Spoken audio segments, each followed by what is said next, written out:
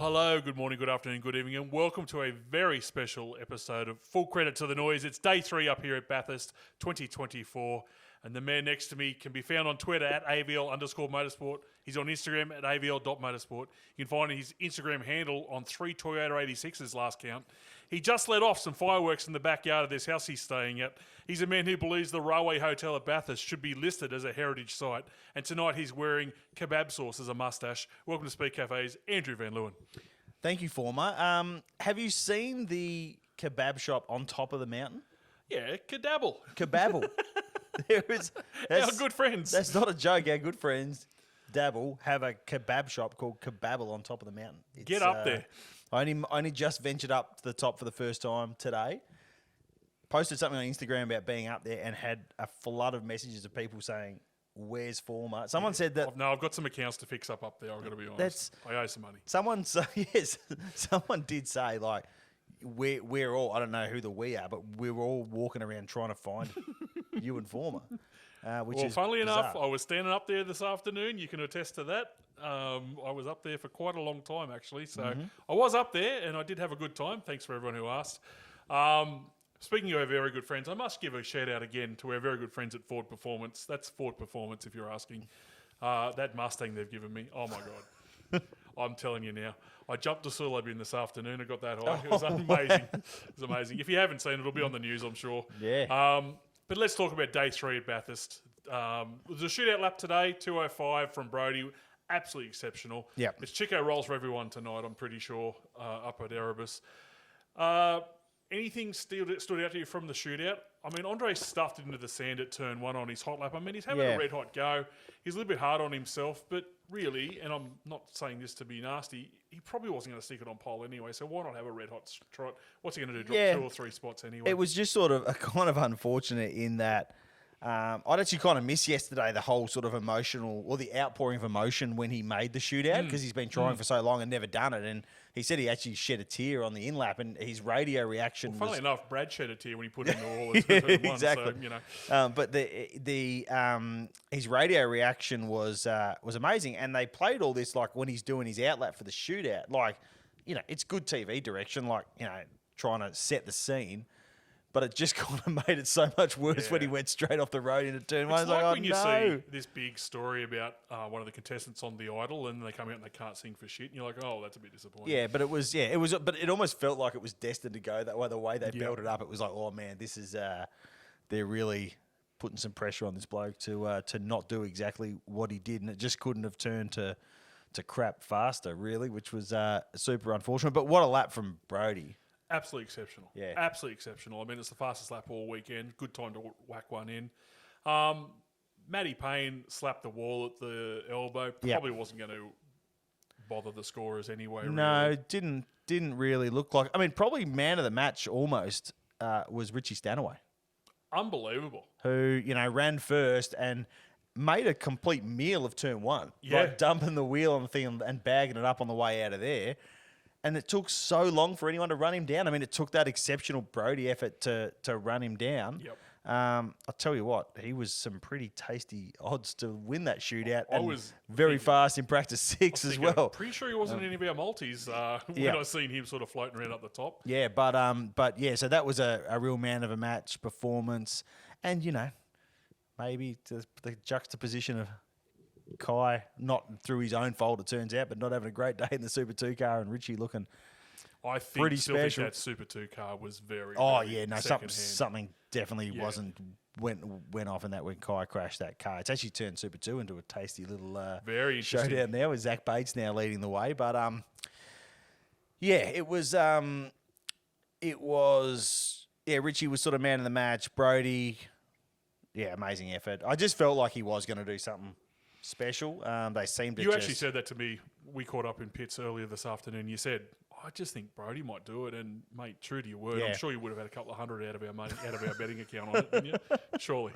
Not at all. But it was that's the way. Go with your heart. It's it was a good effort and a good news story for Brodie, obviously, and for Erebus, because the team has been through the ringer. Do you know what I think the biggest thing to come out of this is? I think peace in the Middle East can happen because we've seen the thawing of Boost and Brodie. Yeah. That's got to be a good sign for everything that's happening in over there in the Middle East now. We were just having the conversation as he was sort of standing there celebrating, like, do you still get the 15K if you don't put the hat on? And it turned out to be a completely moot point because I'm with the hat. Mate, he pulled down his undies. He had Boost undies on. It was Boost everywhere. The one thing that I sort of, maybe if there was one downside to today, watching it, and I watched across the top this afternoon. Yep. This full course yellow thing, I think there is disaster waiting to happen. And Yeah, I don't want to sound like I'm being dramatic, but you've seen what happened down Conrod Straight today when Dale Wood basically had nowhere to go because the car in front of him jumped on the brakes as well. Well, I mean, Dale and Fabian both were sternly warned to be a bit better when it comes to using the full course yellow by Motorsport Australia. So I'm not sure if it was actually Dale's fault. That certainly wasn't the view of Motorsport Australia, but I don't like it at all. And this is less about I've spoken out against virtual safety car style use of it because I think that you ruin the opportunity to bunch the field up. But I just think I think we may well see a big crash tomorrow because of the full course yellow thing. And it's just so confusing. Like, it was meant to be 120K and the 15 seconds. Now it's 80. They've gone back to the 80K. So it's at 80K. And it's 25 seconds to slow down, which suddenly will make it a strategic tool. So you will have drivers purposely trying to slow down at very different rates. Yep. About whether it will be an advantage or a disadvantage to them. It effectively legalises what happened. What DJR did in 2019. Yep. So they'll be going, can we have our $250,000 back? Thank you very much. Greatest vindication in the history of DJR. And so there's just so many factors there. And I get the whole idea of this was to stop people racing to the safety car line or racing to the pits and potentially driving past wrecked cars too fast. But did it really happen that often? Was it really a big... I think we've created way more issues trying to fix that issue. I think too, as I said to you before we started recording, we're obviously in a category that's trying to, add drama and everything else with this whole final series. And yet this safety cars and getting everyone to bunch back up again was ready-made to do that. Yeah, as long as they do. I mean, I think it's got the potential. I'm not saying it should be manipulated, but when it's called for, that was the one upside to a safety car, right? I think it's got the potential to cause some entertainment. Let's put it that way. I think but that's not the entertainment you want. I mean, someone might land over in the old drive-in by the time they pull them up down Conrod. They'll be down the trotting track. All right, let's talk about Dabble because we've spoken about our friends earlier. There's a special for any Chev to podium, $3. Yeah. Maximum $10 bet, sure, but that is...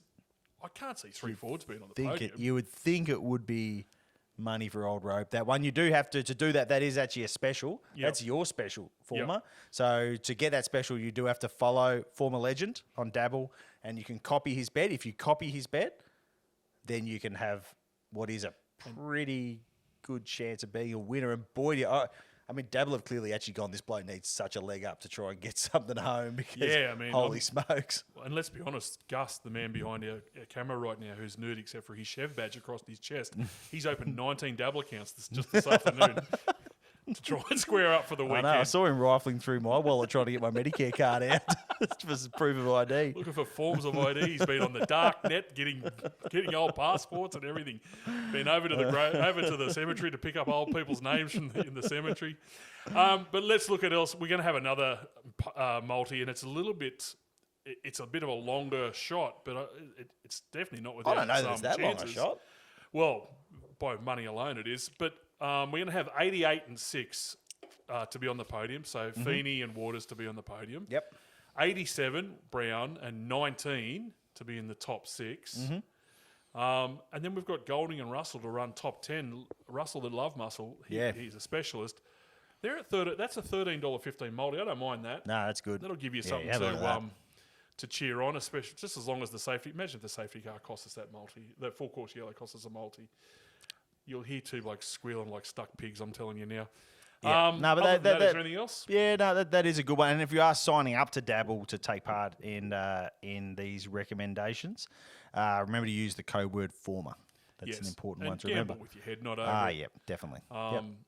Anything else that we need to know about? No, I think we'll leave it there, and we'll leave it there until our regular pod because On Monday. Because Where are we going to do that from? We'll record from Monday. We'll do it. Let's go to the Oxford Hotel in Bathurst. How does that sound?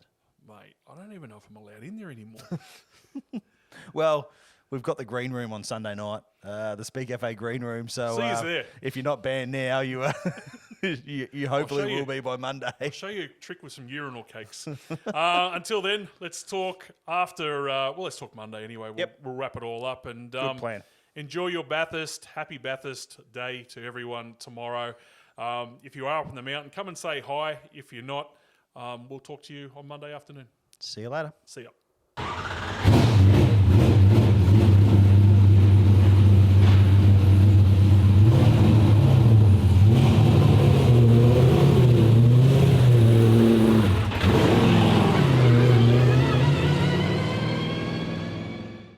What's gambling really costing you? For free and confidential support, call the number on the screen or visit the website.